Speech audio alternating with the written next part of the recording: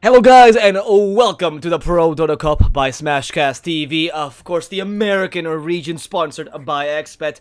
XBet offers live betting on all ProDota Cup matches, offering the best odds and the highest payouts. Win with XBet, use bonus code BOUNTYX deposit and get €100 free. And what a match we have today to show you guys. Thunder Awaken versus SG eSports, Peru versus Brazil, the eternal rivalry. They will be playing for the pride of their country, seeing who can actually get those 2 points and advance in the top of their group stage. Two very strong teams that will be duking it out in a best of 2, and there's no drawbacks. You know, anything goes really, because there's only 2 matches, and whatever happens to the first one won't affect the outcome of the second one, so it's gonna be a good one, folks. That said, guys, we'll be going with the draft, but before we do so, allow me to present myself. My name is DSwordfish, and I'll be here with Vätte for this beautiful game. How are you doing, Vätte? Hello everyone, and I'm really excited to see what is going to happen in this best of 2. It is the last game for the Group B in ProDota Cup, and wow, Ancient Liberation and Sanking from side of an HG as the great opening. That's a bit of an overkill duel. Works out super fine. Ancient Liberation also grants an Ice Blast plus Epicenter a lot of magical damage. And from the side of a Thunder Awaken, we see Rubik and Batrider. Interesting opening from their side that they are revealing their offlane so early, but with the Rubik they got the null field, so maybe damage, the magical damage from the side of a SG won't be that hard, plus plenty of usable spells to steal for this smart guy. We already see, be smart as Rubik. We already see Thunder Awaken with actually a pretty strong laning phase, because Batrider usually dominates his lane. We already saw how powerful Smash Batrider is, and of course the Rubik on the other hand, really easy support to be combined with most everything, very versatile in that regard, and can easily punish aggression if you decide to dive towers against this Rubik, which allows you to play with some more of the weaker carries per se, like example Slark, which not necessarily the pick here, but it could happen, and is one of those heroes that really does need some help in the laning phase. Rubik does give you that, and like you mentioned, the null field also stops many of the SG picks, like for example Queen of Pain, Sanking, not as effective against someone like a Rubik, as he does offer you that extra magic resistance. And again, we do talk a big game about null field, but it usually ends up being a nothing, really doesn't really do any effect, but we'll see. As for SG, Ancient Apparition, Sanking, like you mentioned, strong combination, very big team fight, a great mid game, and a bit of a global presence already with the Ancient Apparition. Could combine it with a Spirit Breaker, for example, and run Sanking for double. We already know how big of a beast this guy is with his hero, and then run the Spirit Breaker together with the Ancient Apparition for that insane lane domination. But we'll see what SG decides to do in the coming draft. Well, actually, I'm not sure how Smash will be able to survive on this lane against an Ancient Apparition and Sanking, because it will be so easy to kill him on all stages, actually. So there is a stun, there is a slow, there is a chilling touch, plus whomever will be a carry from the side of an SG, the lane will be absolutely tough for Smash. But I believe that this man knows that what he's actually doing and will be able to win his lane. But maybe there's a chance to see a dual lane in the very beginning from the side of a Thunder Awaken. Previously they were playing with Batrider and Omni Knight, for example. What do you think about this pickup? Whoa, okay, SG shows us that they were not planning on doing Sanking in the offlane as Legion Commander, and yeah, better Omnite, good workout. It seems a bit too dangerous this game, especially now that you have the Legion as the pickup. It's okay against the Omnite is okay against the Legion, but you will be running a very weak Rubik in the position 5 completely. I would like to see something a la Lightstalker would have been great, for example, but they already banned that out. Maybe for Thunder Awakening, the Undying actually I kind of like for a stock, and you run the Undying with a Batrider, should be able to win your lane against most everything SG can run. And Undying is very powerful against Ancient Apparition, as Ancient has no armor early on in the game, or maybe 1 armor, but Undying, mostly physical damage, can destroy him, and of course take away his HP. And Sanking, being a strength hero, also suffers a lot against someone like Undying. So even though we haven't seen Thunder Awaken play that too much, we saw him recently, and we did see it with Batrider, so that could be the pick for them again. We'll see. It's actually interesting from the side of an SG that Legion Commander is more the Thunder Awaken hero, particularly more the pick for Smash, and it feels like SG will try to beat Thunder Awaken at their game, that they will try to win their lanes. They already got Legion Commander plus AA plus Sanking, and they will be super aggressive. It's going to be quite interesting because there is an Earth Spirit for Thunder Awaken. This hero will rotate from lane to lane, and with Rubik it may be a very strong duel. They will rotate to the bottom, and Ancient Liberation may turn into an easy kill. Yeah, the Earth Spirit actually really good to secure that mid lane, probably meaning that the Rubik will be paired with something along the lines of a Juggernaut, for example. Something that can still secure the lane, but doesn't have too much trouble if he's left alone. Maybe even a Lifestealer, as Earth Spirit will be ganking mainly that mid lane and will secure it for whoever Thunder Awaken decide to run here for Leo style. They already banned his classic Ember Spirit, but they still have the Storm in the pool, and with a low amount of, well, actually they have a lot of stuns against them, but the Storm could still be useful if you can secure his lane. That's what SG decided to run. Oh, wow. Death Prophet. That's actually the best hero to go against Earth Spirit. Very clever.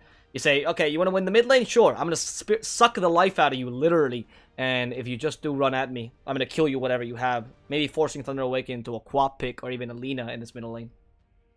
Yeah, they definitely need something which will be able to actually to survive against the Sanking rotating, potentially, plus a Death Prophet with the Spirit Siphon. She'll be able to survive almost any kind of a gank from side of a Thunder Awaken. And I'm starting to think about what about having either Legion or Void actually carry and complete it with the Death Prophet, Ice Blast, and these kind of things. Maybe pretty a good idea. Yet for Thunder Awaken, here comes the Troll Warlord.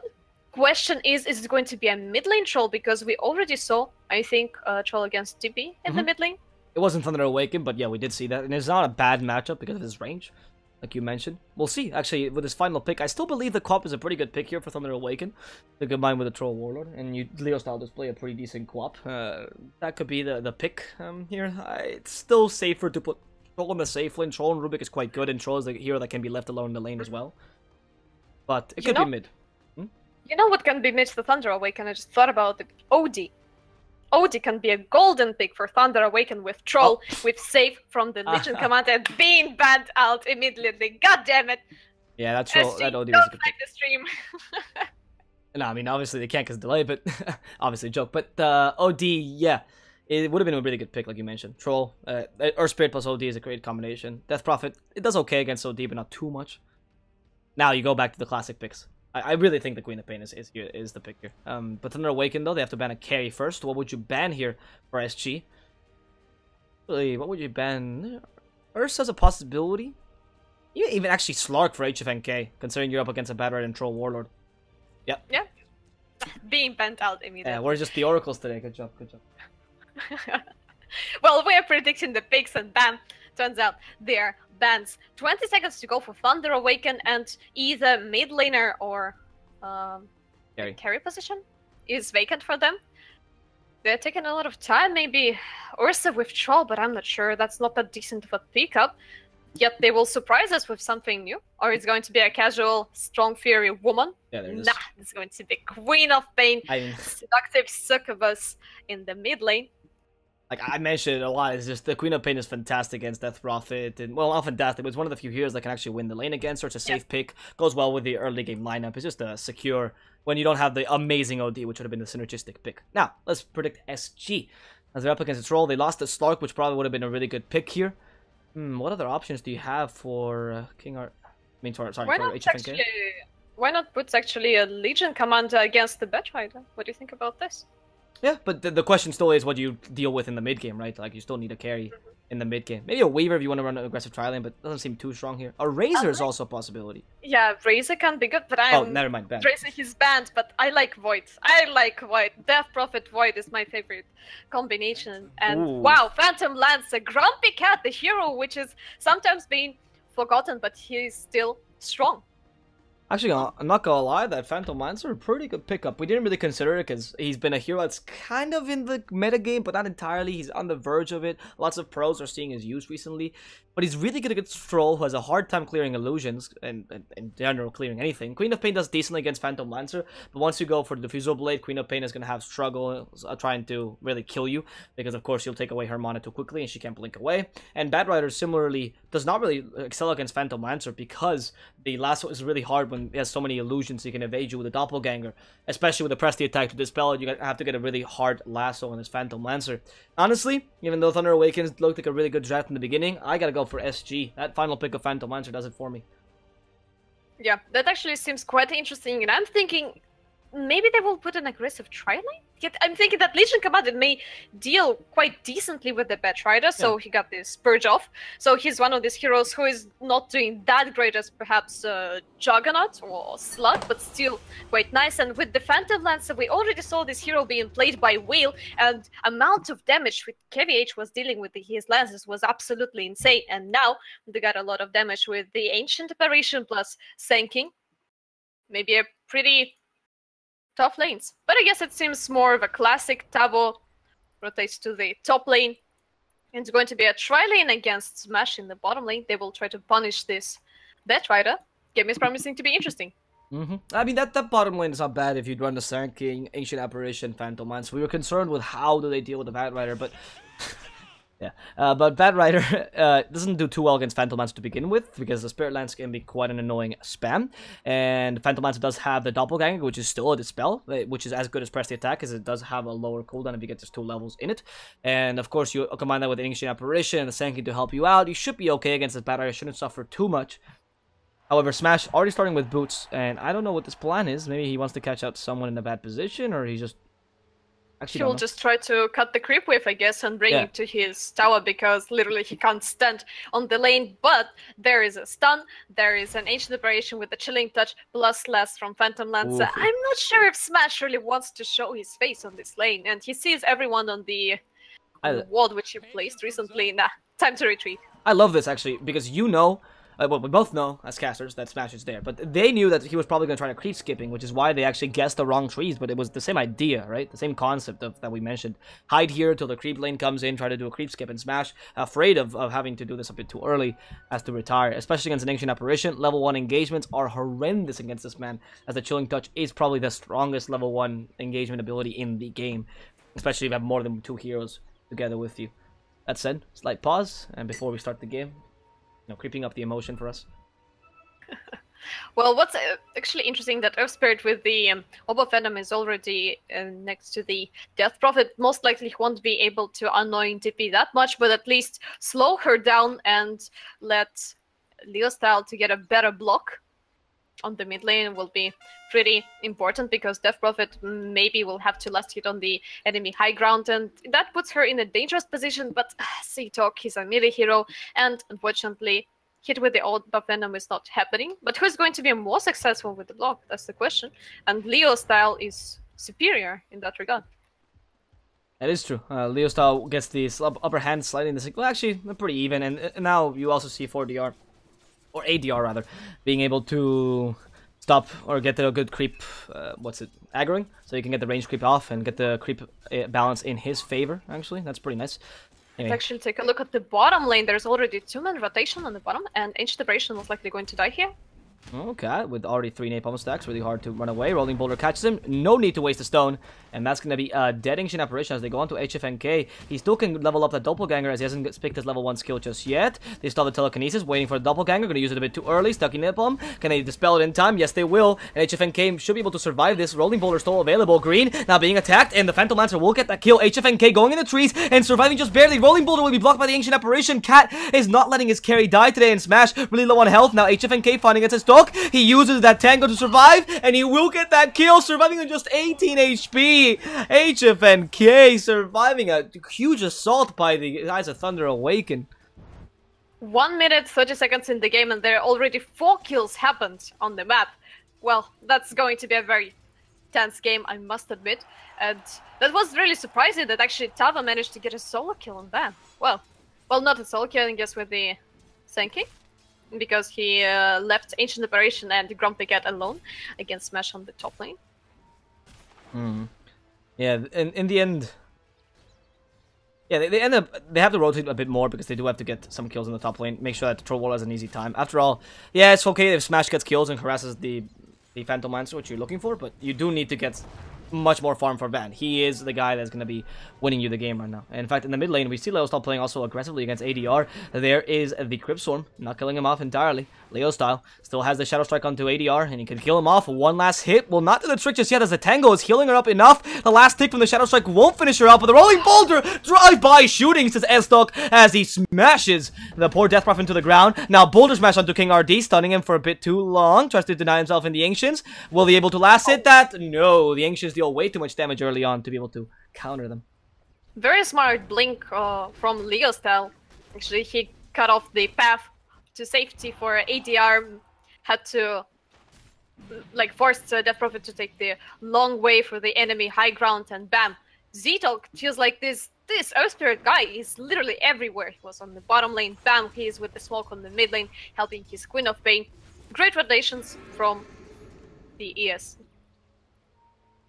Yeah, it is. That rolling boulders have been really good. In fact, I really like that he's been staying on high ground a lot to take advantage of the vision to get better rolling boulders as well. I mean, we saw that rotation. We saw him, going from essentially here, but using the high ground advantage because that way he has much more mobility. And now, ADR is going to get really deep, trying to fight Leo Style, Cryptstorm to finish him off, and that is going to be a kill for a kill. But it's ADR getting the experience out of that, so that is his benefit after all.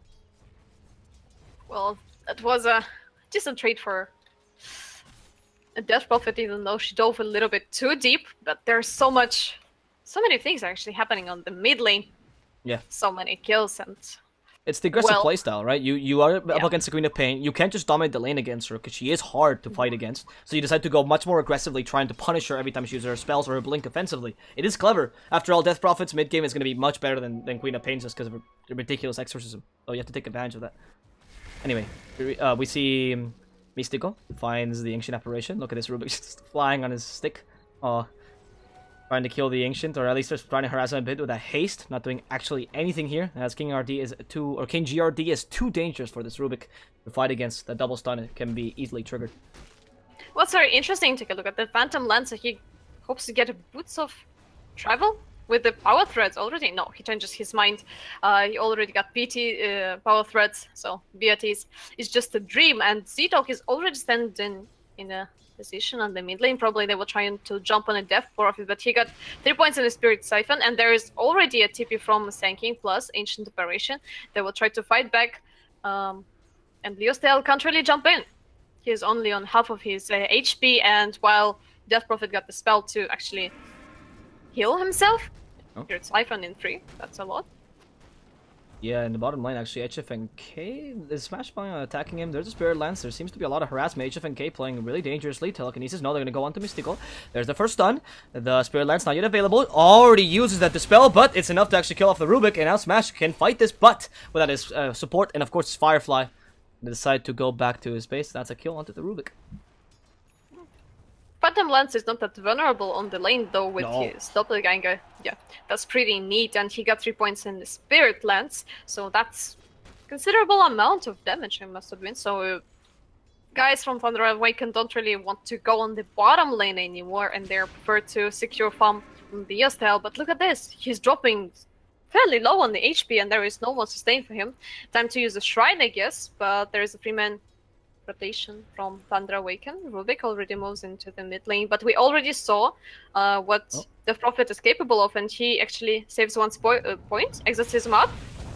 Okay, but there's the extreme use. Stun already. Sonic Wave. Nope, they don't have it, so Queen of Pain can't use that ultimate just yet, and he's just sucking off 4 people. I don't really want to go in against that, as the HP removal is too high. In the end, Leo Style won't commit, which is quite clever, and it's just a failed gank at the end of the day. Right?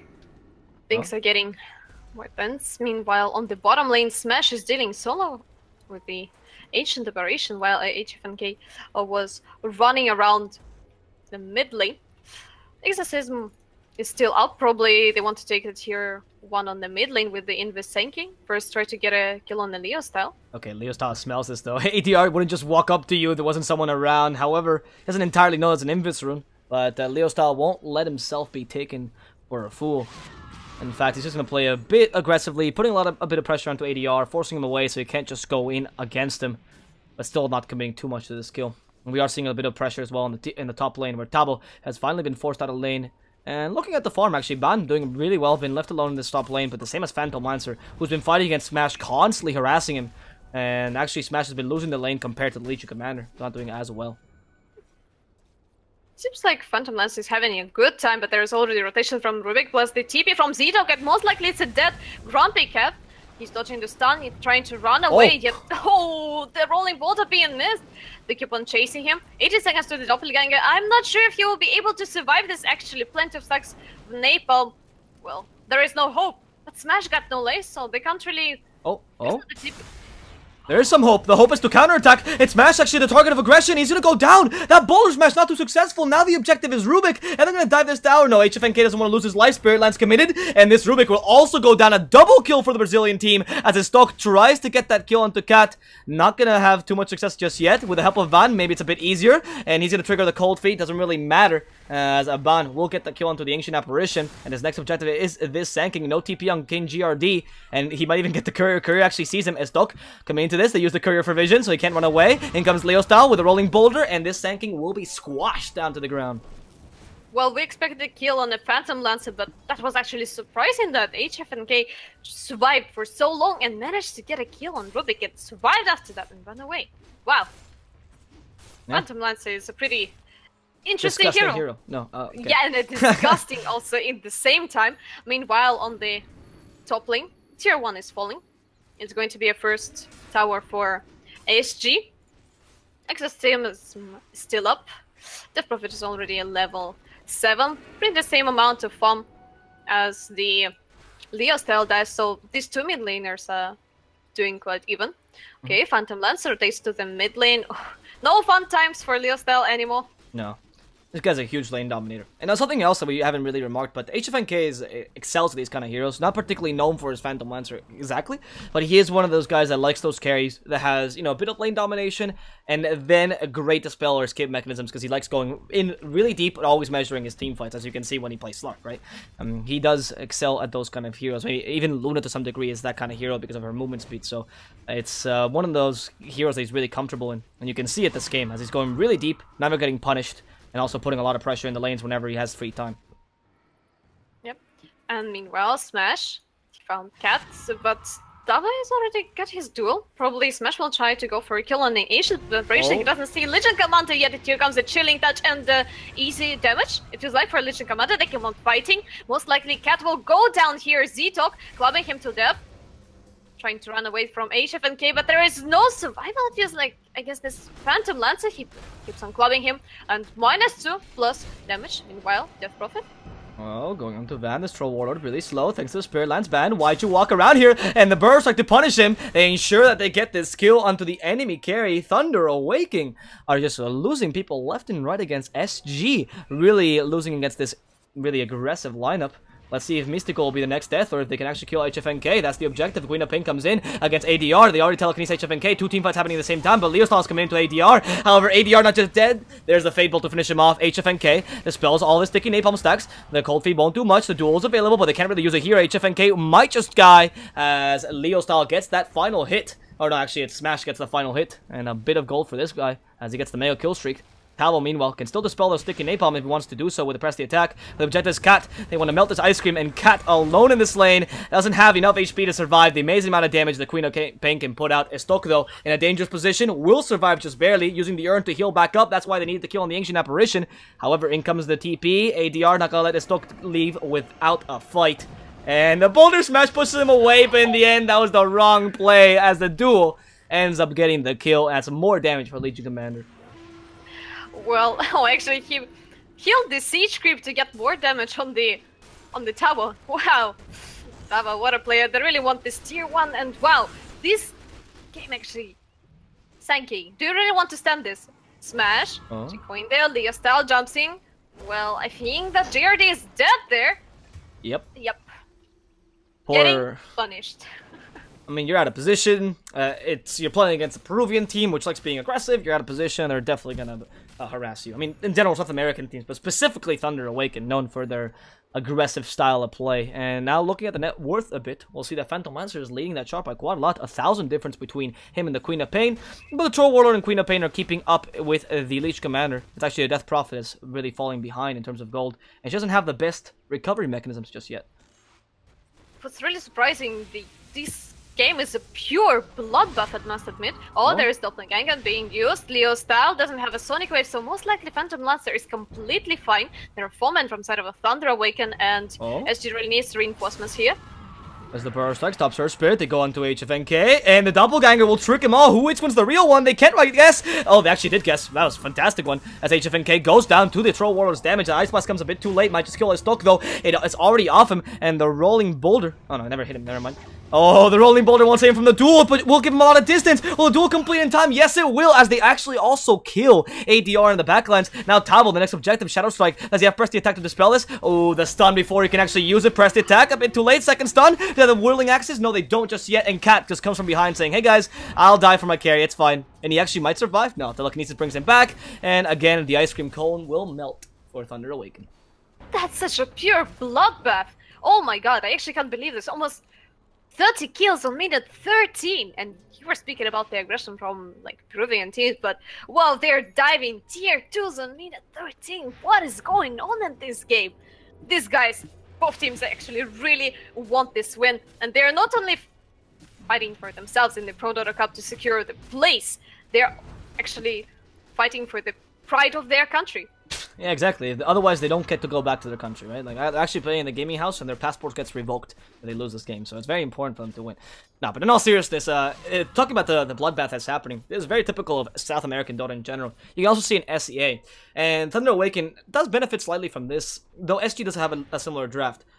Both teams are actually playing to their strengths because Phantom Lancer is farming decently, out-farming most people. He's a fast farmer and a flash farmer, and he does well with only levels. Death Prophet similarly does well with only levels, and they don't actually give her too many resources, just enough to get the Yule Scepter at some point. Meanwhile, Thunder Awaken similarly has heroes that does well with just the core items that's it, so low GPMs are actually beneficial to them, while higher XPMs is what they were looking for, as they need more kills. Now, Stock, wow, what a Boulder Smash! Surprise! The duel doesn't come in time. He knows the cast point for Boulder Smash is better than the duel, and takes advantage of it, and Smash still looking for this kill here. As is the lasso. No Blink Dagger though. So he has to come in with the Chinese Bat Rider style of just the drums. Will they try to contest this tower? It is in their... They can't do it, honestly. Well, especially now that the Exorcism is dying. Yeah, Exorcism is dying, so they're backing off. That Smash cancelling the TP. Oh, so too close. Late. Too late, unfortunately. Yeah, they keep on chasing. Probably they will find Tavo. But Tavo got a Blink Dagger, and, well, take a look at this.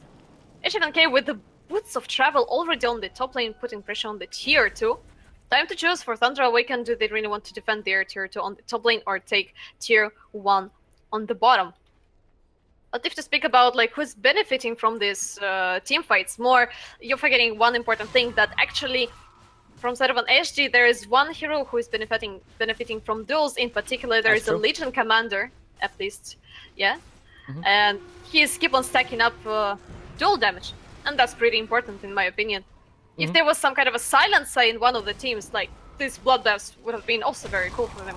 But, meanwhile, Cat got bursted down by Leo style, and tier 2 survives on the top lane. Blink Dagger initiation on the poor Mystic. Oh, he's losing the duel, it feels like. Well, Tava will pay for this, it feels like. Smash, keep on chasing, but 2 seconds on the Blink Dagger, yet no TP on him. Instead of that, the objective is Death Prophet.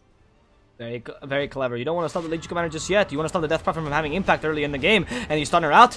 Flame Break to bring her back. And the guys from Thunder Awaken are really punishing ADR. Knowing that the Death Prophet doesn't have that much of an effect once you get into the late game, especially if you don't have any items to snowball. They're trying to crush her and lower her XPM, ensuring that she doesn't get to that level 12, which is so important for Death Prophet, as it literally doubles your spirits and doubles your damage of your ultimate. Right? You care about the duels, but killing Legion Commander won't help you. Well, stop her from winning duels. However, killing Death Prophet will help you win these team fights, which is very important right now. Yeah, especially with the Blink Dagger, Legion Commander got a little bit more survivability. Death Prophet relies fully on her movement speed. So it's easier to catch up to DP than to LC. Actually, a really interesting thing, by the way. HFNK has 2 boots, one for each foot, of course. Proper Dota. No, he got the treads early and then decided to go for Boots of Travel, typical build for the Phantom Lancer. Treads are actually really useful if you want to play this style of really aggressive Dota, because the stats are really good. And of course, the Travel Boots are also really useful so you can farm and still be in the engagement. So it's not a bad idea to get those 2 boots in the beginning. Also killing the tanking really early. I wonder if this Phantom Lancer, though, will go for the build, though. Oh, HFNK, can they stop him? Sonic Wave committed, and here comes the Boulder Smash. It will stop the Phantom Lancer and kill the Sand King. They have enough damage for both, as HFNK will survive that Scream of Pain. But Fight here trying to do a little bit of an illusion joke. However, the illusions don't last long enough. Magnetize destroying him, and even gets hit by the last Remnant, as in the other lane, Legion Commander gets destroyed. Well, without the Magnetize, HFNK actually got a chance to survive, I believe. That was a very successful bait, it feels like, but Magnetize destroyed him in the end, plus Earn. Not really many chances to survive there, and amazing play by the Z-Talk. He plays this Earth Spirit super confident and hits all the right stunts and all the right rolling boulders.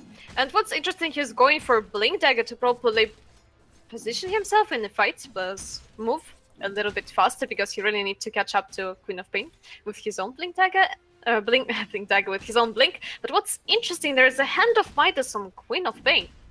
Instead of going for some kind of a Veil of Discord, or at least Yule Scepter, literally anything, he goes for the Midas and try to come back into the game. I think the Midas is more of an idea that... I don't answer. It might be a different build for the Queen of Pain. We saw it, I think, a couple days ago. The Assault Cuirass Bloodthorn Mjolnir Queen of Pain, which is the physical damage Queen of Pain. Very expensive build, but still a really, really good build if you want to go into the late game and if you want to clear illusions. I mean, the Mjolnir is fantastic for you. You could go for the Axe to clear illusions, another one of those solutions, but the Axe has been phased out on Queen of Pain because the stats are not that great on you, and your late game is really lacking. However, with a 60% lifesteal talent, and of course the Mjolnir, then Assault Cuirass, you'll deal enough damage to deal with this Phantom Lancer, and you even get the Bloodthorn on top of that, which is pretty fantastic to stop that doppelganger from happening. So I like that. Actually, I think the Midas gives you much more versatility, and he's even going for Lincolns early on to prevent the duel from happening. And the Burst Strike. Yeah, with Midas he will farm a little bit faster. And much more experience as well, right? So that's that's important. Yeah, he needs to get his level 25 as soon as possible.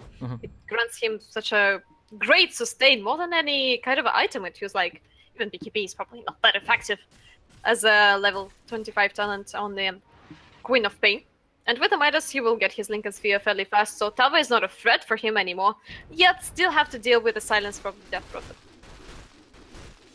Yeah, exactly. The silence from Death Prophet is still going to be a pretty big annoyance, so maybe going for a Yule Scepter halfway through the game for Queen of Pain, or perhaps even a Lotus Orb on the Earth Spirit or Bat Rider later on would not be too bad of an idea. Meanwhile, Troll Warlord himself just rushing for that BKB. Very important to stop some of the sanking damage. Also, the silence to some degree can be annoying. And of course, something people forget, but is really relevant when you're fighting against Phantom Lancer. BKB blocks the Diffusal Blade Mana Break, so you actually stop a lot of the damage from Phantom Lancer illusions and from him bursting you down, which is important as well. Yeah, also you're playing against an Ancient Aberration, so this kind of a sustain is super important. Yeah, that's also true. Yeah, that's a very good point. That Ice Blast can be really annoying for the Troll, especially a Troll that decided to go for an early lifesteal build. Anyway, Bat Rider against King GRD. Smash, not going to go onto him. He knows that this might be a dangerous play as he doesn't know where the rest of the team is, and that's a clever play. Ice Blast was even coming in, maybe committing the Epicenter. That was a thought for SG. At least in the beginning when the Ice Blast got sent out. Regardless, they decided to back out in time, which is a clever idea. Well, finally the game calmed down a little bit and time to get core items. You know, for side of the Thunder Awaken, they need to secure BKB on Troll Warlord, get a Lycan Sphere on Quap, and for HG, they need to get a Diffusion Blade. Oh, they have a Might, here comes the Lasso, and Troll is jumping on the board. IDR being vaporized in a matter of seconds. Well, they can't really defend this tier 1 anymore, and they just need to retreat, it feels like. They actually fight him back. With the Ice Blast in the duel, they might be able to get this kill. The Epicenter even committed as well, and they do destroy Troll Warlord. Leo Style being the next target, but she can blink away. No, blinks forward, kills Legion Commander. Leo Style playing with fire, and will not get punished just yet as the Boulder Smash hits 2, and actually stops the rest of initiation from SG. The Magnetize hit, but actually doesn't hit anyone. It's just a miss of a Magnetize for a E-Stock. they'll be able to make it out of here alive. Luckily, the Illusion's trying to kill him off, and they need to help him out somehow. Boulder Smash just to survive. In the end, that offensive blink by the Queen of Pain made an engagement that was pretty fair, you know, 1 for 1. Very good engagement for the Thunder Awaken. Really smart play by Leostyle, knowing how to measure his blinks properly. Well, and he's getting closer and closer to his Lincoln Sphere, and finally, they are getting a grip on the game. Instead of Thunder Awaken, this BKB would have been so sweet for Troll, though. Could have saved his life. And Phantom Lancer actually almost finished his Diffusal Blade. That's going to be a lot of damage, and Queen of Pain needs to think about getting BKB also, because I understand that with the Lincoln Sphere you can dodge the duel, you can dodge the lands, but as soon as you're blinking in offensively, for example, and you're being instantly surrounded by the illusions of a Phantom Lancer, you're losing all your mana, and what are you going to do later on? Queen of Pain relies on her spells so much, and her right clicks are not that good, especially without any kind of a Mjolnir in the Salt Grass, as we mentioned before. So. Yeah, it's true. This defensive build will make you lack damage as the game progresses. You're going to have to rely a bit more on the Troll Warlord, which is probably why he went for these mid-game items like Sancho and Yasha BKB. I mean, it's a traditional build on him, but of course, in this game specifically, it's really good to get those just easy stats for your hero, and of course that BKB so you can fight a bit early. Usually you might want to get BKB a bit later if you don't need it too much, but in this game it's just too much of a necessity. The good thing though by the guys at Thunder Awaken is that they managed to crush ADR, and his impact this game has been almost not noticed because, well, they did such a good job of crushing him in the mid lane. So it's pretty much Phantom Lancer they have to deal with. However, HFNK is forced to be reckoned with right now, as they don't have any heroes to really clear his illusions yet. Yep, this will happen probably later on, plus there is a Magnetize and Queen of Pain. Just a bit more chances to kill heroes from the SG, and here comes the Freeman Smoke from side of the Thunder Awaken, and they are going to jump on Tava. They are separated from their team. Most likely it's going to be an easy kill, unless Tava will run away, and they are retreating actually, and instead they're going for Roche. Now, Thunder Awaken need to secure the space around the Roche pit, so nobody will interrupt Van, because the Roche pit fight for SG is superior. Ice Blast, Exorcism, plus Epicenter. Such a dream scenario, but they are actually missing it. Yeah, let's see if they can... Oh, no, they're not missing it. They're not. The Ice Blasters came. They were just waiting for the right time. The Epicenter, they're going to find Leostyle, but the Van actually activates the BKB in time, and he should be able to survive this. The Exorcism, though, already killed the Rubik. Van needs to get this Roshan quickly and gets the Aegis before he can die. He actually goes out immediately. Tabo still has that Blink Dagger in a couple seconds. Great Juman at the grip. Stops the Blink Dagger, stops the duel, and they just want to save Van's life right now. They sacrifice 3 people, saving Private Van. Operation complete, and Thunder Awaken do get the Roshan, and they do lose 3, but hey, it's early on in the game that age is much more important right now. Well, oh wait, actually, Stoke wants to die? No. Yep, he wants to die. No, he's fine. He got a Blink Dagger jumping away, and there is no way he's going to die, but at least they are losing the tier 2 on the mid lane, and most likely SG will go to the high ground, but they won't have Exorcism, so probably rotate to the top lane and finish the tower there. They could, but they don't seem to wanna, apparently. They're just kind of farming out. Seems like they're actually trying to open up the map. In fact, I don't think that's a bad idea. You see ADR trying to recover all his farm, and he's actually going for a poor man's Death Prophet, running for that Solar Crest, which we suggested last time that Death Prophet was up, which is a really good idea, actually, this game.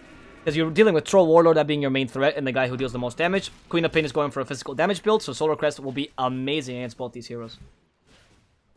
And this item is really easy to get, especially if you're dying a lot, and there's 262 Death Prophet against 7 to 10 Queen of Pain. And here comes the lasso on the poor Icecon man. And Leostyle is actually, look at this, he's like casually farming for Ancient Apparition as a creep. First he hits the dragon, then, oh, wait a second. Oh, you're lassoing someone. You brought me food, Smash. Oh, so nice of you getting a kill and keep on hitting the Ancients. Yeah, right now they're actually taking a lot of towers though, Thunder Awaken, putting a lot of pressure into this mid lane, trying to take a tier 2 and a tier 1. Let's see if they can accomplish this. Because right now the game is not looking too good for SG. If they keep on losing these objectives, they're going to lose a lot of their domination in this mid lane especially. And a lot of their safe farm per se for their team. Well, at least there are finally 2 Blink Daggers from the Sanking and Legion Commando on side of a SG. Also double Blink Dagger from some Thunder Awaken with Earth Spirit and Batrider. Well, Lincoln Sphere up on Leostyle, almost 2k HP plus a double damage. Well, that's a sweet treat for Leostyle.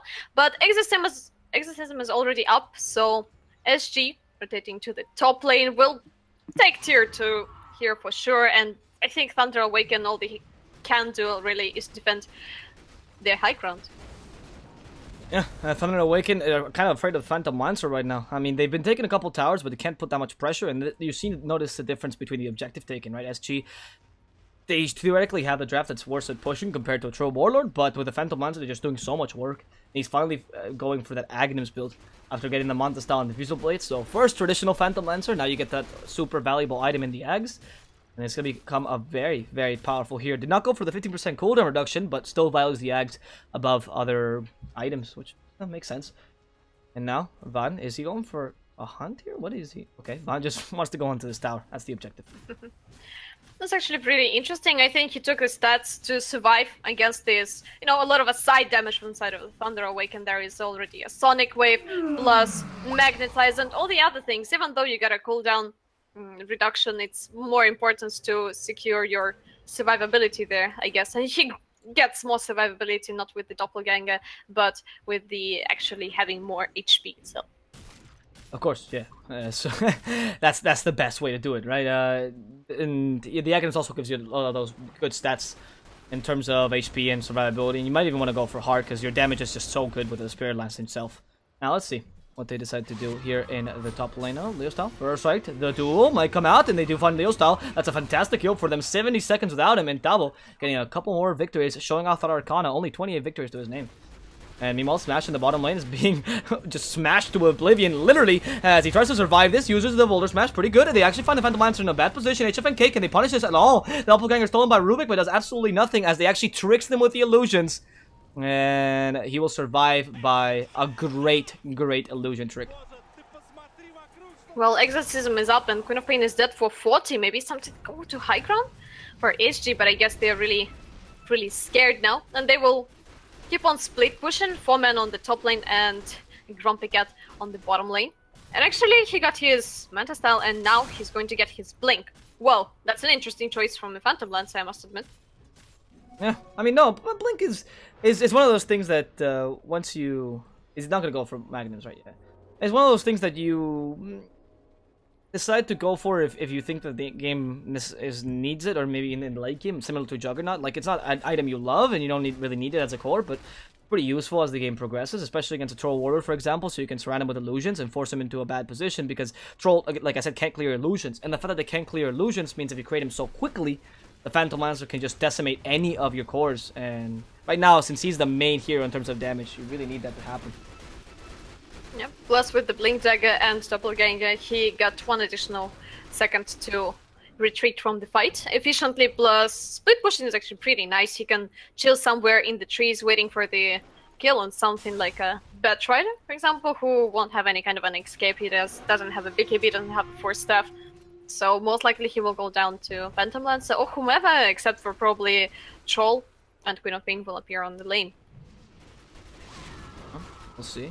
Queen of Pain putting a bit of pressure here onto the Phantom Lancer, ensuring that this push cannot happen. And now we've gone finally to the standstill of the game. I love this Rubik juxtaposition. Sorry, the Doppelganger. Right now, you really can't go to the high ground so easily, unless you kill the Queen of Pain. That's actually a great initiation. Killing off Ice Blast to finish off, and now the Epicenter comes in, and they actually stop the Bat Rider from using this lasso effectively, and this Phantom Lancer keeps wanting to fight. He doesn't have the Aegis, though. He might get silenced and destroyed, and the Rubik will end up getting this kill. A Smash also destroys him with the Firefly. They force the buyback on the Queen of Pain, but they also destroyed 2 cores as a result. Or rather, a core and a support, sorry. But that's a pretty good defense there. Even forcing a buyback is kind of worth it when you're killing the Phantom Lancer. Well, that was a little bit too deep for SG to jump in, and interesting choice by Legion Commander. So he gone for the Force Staff to cancel Linked Sphere on the Queen of Pain. So he's completely fine on his own, and probably later on in the game he will try to go for a solo pickoffs on the style. I think it's possible for LC. Yeah, I mean, why not? Once you get to a certain level, the only issue is that, of course, Lincoln's... What the Courier is doing here? Look at this.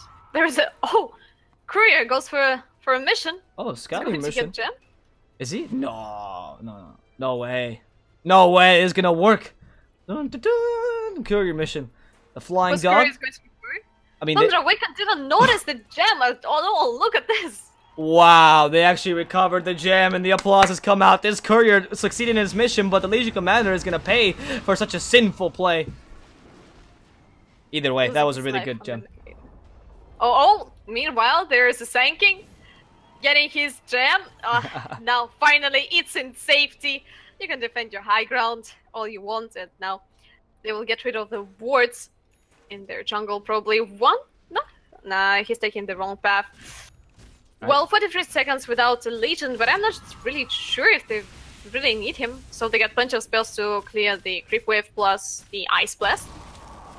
Yeah, the Ice Blast finds the troll, but there's absolutely nothing. They still take the tower, so now the objectives are finally going in the favor of Thunder Awaken to some degree. They're taking the outer towers, ensuring that the vision is finally gone for SG. They can put that pressure up, and the next objective will be the Roshan. However, they're still not able to take the shrines, meaning that next objective might be a hard one to take, especially when they can just buy back and go back to the shrine, despite how fast a troll takes it. Now they're actually using the courier as vision themselves. Wow, I love this courier usage by this team, and yep. They're going to see the Roshan come back, and now it's time to go there. Yeah, they should get it as soon as possible, because it will still take a little bit of time for SG to... Oh, and actually LC TPs to the wrong shrine, so it will take more time. And Van actually with Skadi, Sanjin, Yasha plus BKB, and next item what is going to be some kind of a Satanic? I don't know, but he's a very tanky troll, 3k HP, and it's hard to burst him down, to be honest. But from another side of the map, there's already an annoying Phantom Lancer. Well, Mystica comes for the rescue with the Sandstorm, getting rid of the creeps without any kind of an issues, and the free Roche plus Cheese on Queen of Pain, and Aegis on Van. And this will be... Oh, a pause by Thunder. This will be a pause by Thunder. After they take that Aegis, let's play, they say.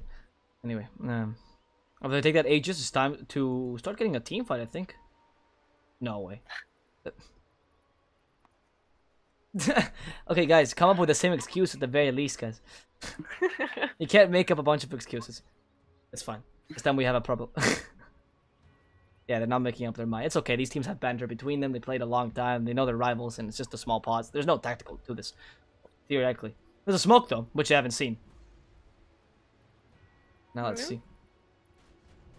They're grouping up behind the Phantom Lancer. They know that Thunder Awaken may play more cocky, because from their side they got a Cheese plus. Oh no, Smash the duel already found him. Ice Blast. They're gonna stop this Lasso from being effective. This game, they're even stun out this Warlord trying to take away his Aegis. The Exorcism is already committed, but Vaughn wants to fight this. Uses that ultimate a bit too early. They want to stun the Death Prophet, but the Exorcism is doing way too much damage. Vaughn with the BKB activated. The stun is way too long, and the silence as well. She dispels it with the Yo Scepter. In comes the Epicenter and finds the Rubik Sonic Wave onto ADR, but this man is too tanky. They have to kill him. Finally, Vaughn gets that kill. Still without losing the Aegis. However, HFNK follows this poor Earth Spirit to his death. The end is going to be 1-for-1 as Vaughn actually loses the Aegis. Man, he's going to be between a lot of heroes. Can they actually follow this up? No, they can't. That second kill is not going to happen. In fact, King GRD might be the next target. No, they're going to go on to the Legion Commander, much more valuable. There's the Whirling Axis, a bit of a slow. Double, slowed a lot by the Scotty as well. And with the Queen of Pain helping out, this poor Legion Commander will also go down. Well, there were 2 buybacks committed on the Spirit and the Queen of Pain, I guess. Yeah, the fight was pretty long, I must admit. That losing Smash in the very beginning of the fight and still actually turning it into a 5 was good play by the Thunder Awaken. Even though they lost their Aegis, at least they managed to take down the Death Prophet. Only 100 damage on the Legion Commander was actually quite surprising for me, even though there was plenty of kills happening on the map. But most of the kills actually happened in the first 10 minutes of the game. Actually, not even 10, just 5, 8, I believe, where both teams were super aggressive and running behind the tier 3s. And now, there is no buyback available on the Death Prophet, actually, and Thunder Awaken may use this. There's no Exorcism also. Epicenter soon will be up, and take a look at this. Phantom Lance is already on the mid lane, pressuring the tower with an army of angry clones. Right, but this is the issue with the new per se Phantom. I keep saying this because I'm a really old player, but the rework of Phantom Lancer, he doesn't have that much pushing power anymore because the clones don't last long, or the illusions don't last long enough to take any towers. Doesn't really have any tower pushing potential himself. Even with the Aghanims, which is probably the best build in terms of pushing because it creates illusions easily, and with a Mantis Tower as well, you rely much more on kills. And even though the late game is really powerful on your part, you're still gonna have the issue here against SG that you just can't take objectives after you get those kills. And we have noticed a difference between a Troll Warlord. I mean, these past few team fights, as long as Thunder Awakens wins, they always take a tower or a Roshan or some sort of objective. They do benefit much more from these close engagements now that the game is getting closer to the late game. Yeah, and actually there was a full-man smoke. They actually would try to catch Phantom Lancer, but he's so super fast with the Doppelganger and the Blink Dagger. Almost uncatchable, but they're still gonna try. Oh, they go onto the Phantom Lancer. HFNK being hit by the Flame Break. They can't continue. It's Legion Commander. Why'd you walk in? They actually lassoed him, and Smash will stop his initiation. He's been stunned for too long. Dabble have to save him. The Epicenter already came out, but he's already dead. And the Epicenter was completely wasted there. You can only hear it, but you couldn't really see it because he was so far away from the team fight. SG lose Legion Commander and starting to tilt ever so slightly. Slight misplay there by the TP without any vision. Well, amazing reaction by Smash, I also must admit. The way he adapted to the situations in a matter of milliseconds. Just amazing. You see the experience from this player. Really great place. And Thunder Awaken, I'm feeling much more confident now. At least I need to force a buyback on Legion Commander. It's not that much, but at least something. And take a look. Meanwhile, Phantom Lancer actually cutting the creep wave here? No, he's tipping already to defend his base. Oh, Van, careful. He's been stunned out. There's the Boulder Smash, Ice Blast. Also landing onto Van, and he has a cheese, but can't use it quite yet because he won't be able to heal with the Ice Blast on him. There they go onto Smash. He evades the Spirit Lance really cleverly. But SG can't really continue this as long as they can't find Smash right now. They really need to stop the initiation with the Bat Rider. 18 seconds to a lasso. Too soon to try to initiate now, even if he has no mana yet. And it seems like SG will just let them go as the guys from Thunder Awaken don't want to play this too hard. There's not that much mana from side of an SG. They wasted quite a bit on the defense. And what's pretty annoying for Thunder Awaken, that probably the two sweet targets for the lasso is a Phantom Lance and the Death Prophet, I assume. Yeah, but with the Death Prophet it's more understandable. It's easy to get her. But Phantom Lance, we already saw Smash try to get a lasso on this BL, but immediately Manta Style, Doppelganger, spamming a lot of illusions, plus the Aghanim Scepter. How are you ever going to guess which one of them is the real one? Yeah, it's actually very true, because as long as he plays well, especially with a Doppelganger, so the idea would be Spirit Lance and then Doppelgangering, so you mix them all up, and then you say, like you say, how do you guess that for the lasso? You need to wait to clear them, perhaps, which is why the Queen of Pain at some point will be going for some sort of Mjolnir. She went for the Shivas early, which is not bad, because you can actually tell how much damage the Shivas does into most illusions, and you can sort of less tell which one is the real one, per se, by using that Shiva's trick. It also gives you a lot of vision, which is very important when you're fighting against Death Prophet or Legion Commander that might be in the trees and hiding, and you're like, oh, Shiva's found you.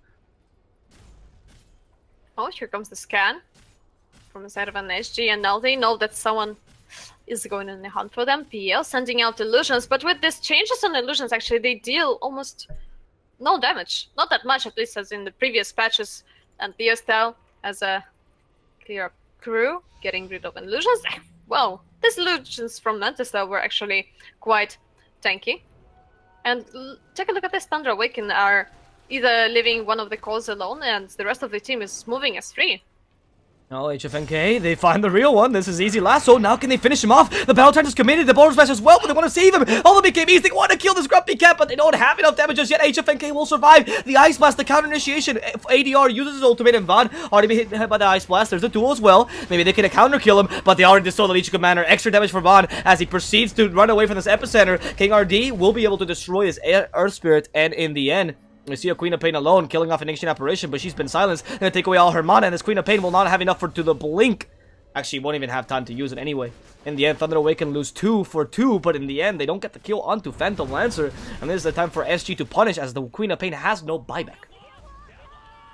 Well, probably they will be able to do that, but, well, Satanic up on the Troll Warlord, plenty of HP, and as we already know that even though he was focused by the whole team and got dueled by Tabo, he still managed to survive. Well, but SG are still scared to go high ground. That's interesting, because there is no Leo style for 17 more seconds, but they also got no Exorcism, and as you already mentioned before, they don't have much of a tower pushing potential without this global spell. Next item on Death Prophet going to be Shiva's got a lot of armor on this Death Prophet, plus the Octarine Core, which means more Exorcism usage. I don't know, man. Even though both teams seem pretty strong, yeah, Thunder Awaken are leading a little bit in gold, only 1k gold lead from their side, and around 10 kills advantage, they're still unable to crack the high ground. Neither of the teams is able to do that, even though from side of SG they got an Exorcism, and from side of a Thunder Awaken they got a Troll Wallet who's hitting towers quite efficiently, especially with the Queen of Pain. That is true. The troll with the Queen of Pain combination, like we said earlier, is really easy for taking objectives. So every single team fight for them is much more beneficial than for SG, which we've seen with these engagements where Thunder Awaken can risk it a bit more because it's a higher reward for them than if SG take it. And we are getting to the super late game, and either Phantom Lancer changes his build a bit from going for the Axe or something like a Scotty kind of hard to rask build, or else he's going to start kind of falling behind. Not necessarily behind a Troll, but won't have the same effectivity you'd expect from a Phantom Lancer. And now we already see it. That's Scotty, really important on a Phantom Lancer, getting the extra damage against the Troll, and of course all that tank ability, and sorry, the extra slow and attack speed slow as well.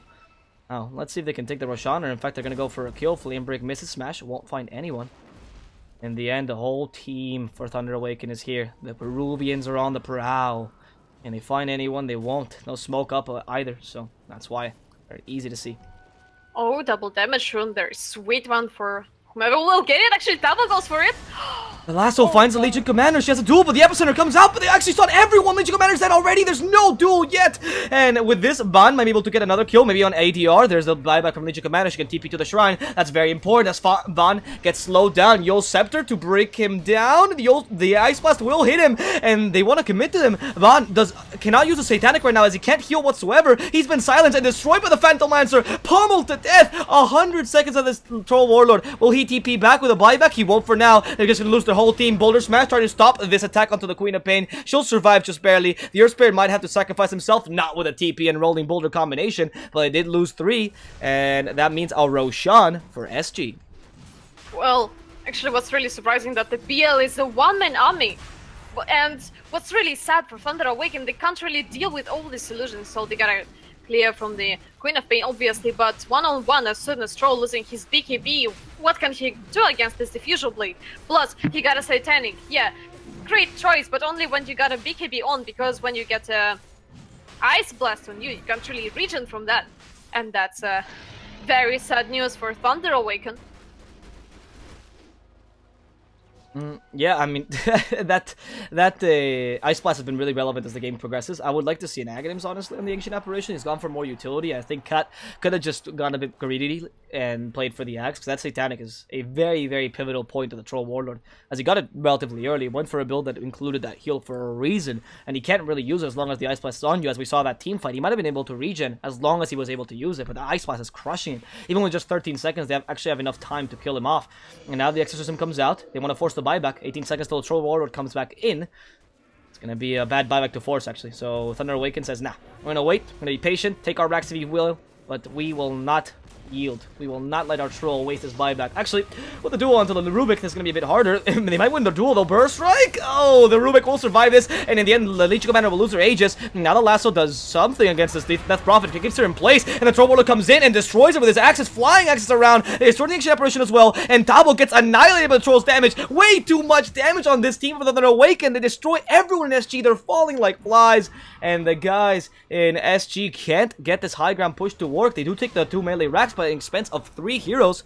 Luckily, Phantom Lancer still survives, and they don't force the buyback on the Troll either. Well, Legion Commander actually died twice with the Aegis, and the high ground defense was very effective by the Thunder Awaken. They still keep the buyback on Troll. There is no buyback available on the Queen of Pain. 15 gold away. What a pity, to be honest. But the Estelle really needs to get it, and yep, finally here it is, and here comes the, well, I won't say the last push, to be honest, because at least they will force the buyback. Here comes the Epicenter, though. Oh, Epicenter does find this Earth Spirit. He's been stunned for quite a while. His Stalk is the objective. They already killed Mystico, but for now, they actually be able to kill the Sand King before they can do more. The Ice Blast will not hit Ban, so he can actually use the Satanic this time, but it's a bit hard to fight against a whole army of Phantom Lancers. That Doppelganger, very annoying. And in the end, they have to save this gem somehow. Then comes the Bad Rider. The gem in the middle of everything. Cat wants to go for it, but Smash will take it right off his face. And Smash has to use the BKB to prevent the Diffusal Blade damage and the Purge. Oof. There was a Diffusal Blade, actually, from Troll on the PL, but I can't really see how they will be able to burst down HFNK now. He's going for AC also, and right-click damage is The only thing which probably Thunder Awaken got, they got a pure damage from the Queen of Pain, a bit of damage from the Magnetize, but other than that, with the AC, it will be really hard to deal any kind of a damage to SG, plus they still got a Solar Crest on the Death Prophet. It's going to be a Shiva's Gut plus Heart of Tarask after that. Well, that's a very serious tanking potential. That's a very hopeful stash. It's like, I think this game will go long enough that I can build these 2 expensive items. Maybe. Hopefully. Still safe for buyback during this whole time and not die. Anyway. Oh, bottom lane HFNK. So lucky. I mean, that was really well. No, not lucky, actually. That was a really well timed blinked. But Stoke says, hey, I still want to kill you. Yo, you have death. Oh, catches him with a boulder smash. But HFNK will just murder him. Just murder him. All the cats attack him. How do they find him? The great lasso. It actually gets the real one. HFNK is stunned for too long. And that's 99 seconds without him. This is the time for the guys at Thunder Awaken to start attacking and try to take at least the buyback off the Phantom Lancer's hands. Yeah, but they had to commit 5 men and they lasso, and they lost Z-Token in that fight against this solo Phantom Lancer. That's the strength of this hero. That's actually absolutely insane, the amount of things PL doing in this game. Still got his buyback, and it will be forced most likely, because I'm not sure if they'll be able to defend their high ground without the Grand Pican. More C-Ban already attacking this tower. What can Phantom Lancer do? Will he decide to buy back? Is this tower worth your buyback? And it's time for HFNK to decide. Has Ban throws axe after axe, slowly taking away the tower's HP. I think comes Legion Commander with a Blade Mail and the Ice Blast as well. That's gonna destroy the Troll Warlord! That means there's a buyback forced off. Yeah, that's pretty good, but they already lost the Troll Warlord. And HFNK wants to go for more. Can't kill Leo Style. At least they'll kill the Rubik, who stole the duel for some reason. And we'll lose it immediately. Now, Thunder Awakens the position where they say, right, do you want to force the buyback on the Troll Warlord, or do you rather lose your structures? Because they're going to start pushing. SG, after all, have to utilize this Phantom Lancer buyback for something. Now, I guess they can't afford losing a lane, to be honest, from side of an SG, because when you're constantly getting one lane pressured from your side, it makes you too vulnerable. Well, time to force the buybacks from side of a Thunder Awaken. Probably have to wait for the next Roche, because I'm not sure if they want to commit that much without a buyback on their main carry. Plus, no Exorcism up. Well, they prove you wrong. They want to commit everything. And there you go. And this might be punishing. There it is. They actually are hitting the Phantom Lancer really hard. He has to run away. He's been silenced. Can they take the silence away? No, the stun is too large. That is Phantom Lancer going down, and there's no buyback on him. Now it's the counter initiation from Thunder. Ban going around, looking for blood, and they're going to find ADRs, the second core, the most important one, stunned out for far too long. Leo Style managed to destroy Cat in the backlines, and now they go into this Death Prophet. They're going to kill her as well. ADR doesn't have enough tank to survive this, and she does have buyback. However, they lost their Phantom Lancer, and with this 4 protect 1 strategy, this could be crucial. Ban still has the amazing amount of pushing power that a Troll Warlord provides, and this could just be game if they just go down Throne. That's an absolute disaster for the SG. I'm not sure if they will be able to defend the high ground, to be honest. They got no PL, and Death Prophet is obviously not enough to defend this yet. There is no buyback control, I understand that, but soon he will get his BKB on with his right clicks. They will take down at least the mid lane. Yeah, at the very least, these racks are gonna fall. That's the minimum. 62 seconds without PL, and SG can't really fight back. They don't even want to commit a buyback on the Death Prophet. Are they ready to give away Mega Creeps?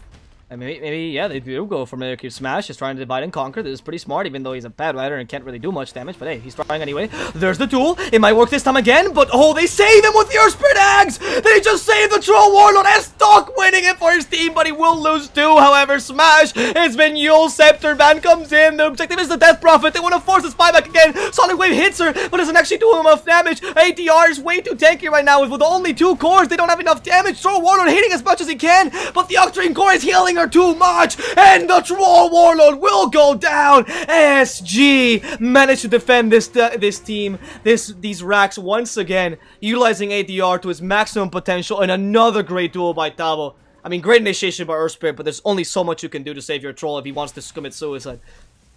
Well, 95 seconds without Troll Warlord, no potential buyback on him anytime soon, and the PL already up. Ay, and I'm actually sure that's a game. With the PL and with soon Exorcism and only 40 seconds on the Death Prophet, it will be insanely hard to defend this. There's also now Smash that the Leo style need to be a one-man army to defend his high ground. And SG, they're pretty confident in what they are doing, and here comes the last push. TP from the Sanking all coming in. It's only a Rubik and a Quap against the world. Maybe the Quap will lose her life already. Leo Style forced to go away. And the towers start to fall. The objective is the Mega Creep. Stop already going to Leo Style. Gets a duel off. Oh, but another save by his stock. This man is just the ambulance for his team. Seriously, making sure that nobody dies here. Scott losing a lot of HP, but not gonna go down entirely. In comes Green. There's the burst strike. They already take the racks, but the silence onto the Queen of Pain puts him in a bad position as ADR keeps on fighting. The Shrine is forced out already, and the Phantom Lance is just concentrating on one thing and one thing only, and those are the racks. He goes for the bottom lane now, taking the tier 3s, but they have to fight to some degree. Leo Style now fighting against Scott alone, and Leo Style manages to defend, so he doesn't lose the Mega Creep just yet. Only 25 seconds to Troll Warlord. HFNK keeps on hitting these melee racks, and he's not gonna go down just yet. Neither will Leo Style. They're trying to defend as best they can, but the Exorcism is just slowly eating away at these structures, taking away their pain, taking away their buildings. The bricks falling one by one. The Epicenter already came out, but it's only of a zone now to kill the Rubik, and it will manage to do so. The Queen of Pain is now silenced. They already lost both racks. The Mega Creeps are here, and the guys from SG managed to take these important racks enough to take advantage of the lack of buyback on the Troll. Leo Style wanted to get those counter kills. Can they punish her somehow really hard as Smash comes in, wants to get the last one to ADR. He's healing up back up completely. Those ghosts that's calling back into ADR's body.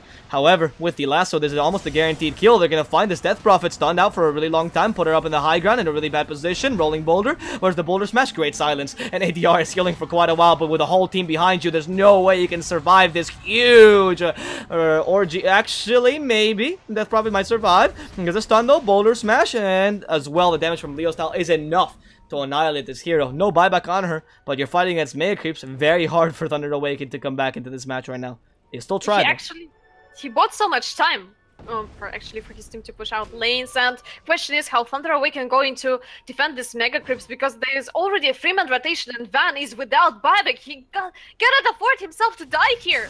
Oh no, Ban! Found again! And he has to use the BKB TP, but the duel will stop it! Another duel that makes Ban die again! He's actually taunted, and the winner will be double Ban! Well, dead for 100 more seconds. Esto cannot even believe his eyes. He tried to run as fast as he could with that Aghanim's, but he just wasn't fast enough. And another core dead for Thunder Awaken. This is a guaranteed Roshan for SG, and the Phantom Lance are still alive, unlike last time.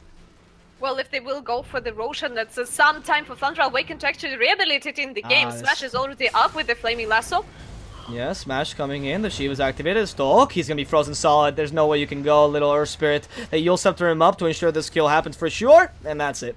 That's the Earth Spirit down. I mean, they lost their initiation. The Sonic Wave does find the Ancient Apparition, so they will kill her. SG, however, still very strong and want to threaten these racks. No need for the Roshan, like you very well mentioned. As long as your Troll Warlord is dead, HFNK is pretty confident. The Burst Strike will find this Rubik, who Sandstorm's in the middle of a lot of illusions. That's not the best of targets. At Leo Style, the last member of this team survived, and the only man who can really do anything as Smash is slowly losing his HP. Both of them actually dying against these Mega Creeps, and this assault by the Phantom Lancer, and this one-man army is just killing them. Smash will go down to the Mega Creeps and the Phantom Lancer Diffusal Blade, and those tier 4s will start to go down. Only thing left now is the Ancient, but the Troll Warlord's still down for 24 seconds to go. The Epicenter's committed, but actually doesn't find anyone who's really mad. The objective is his building anyway, and they're slowly attacking with a duel to find Smash. He can use the lasso. They're actually going to go onto him in Leo Style to ensure this kill, and they will get the kill onto the Bad Rider. Now going to Leo Style, healing up a lot, but the Ancient already brought down by the Mega Creeps, and the Brazilians will prove themselves in the first match of the best of 2, taking it after a hectic game with constant back and forth. Well, that was absolutely an amazing game, and I actually can't expect anything what's going to happen in the game too. Whereas actually things are getting super serious because it's the last game for the group stage. And SG, we underestimated the PL. We mentioned in the very beginning that they're strong, but that strong that Thunder Awaken can't deal with the Grumpy Cat. Ooh, that was a tough game. And guys, I hope you enjoyed the game. If you did enjoy the cast, by the way, feel free to give us a follow on Twitter at DSwordfish and at VatteDota. The links will be put in the description. And we'll come back very soon with game number 2 between SG and Thunder Awaken, where Thunder Awaken will be fighting for their glory and their pride, trying to at least get that tie against the Brazilian team. See you guys soon, and enjoy some tunes while we wait.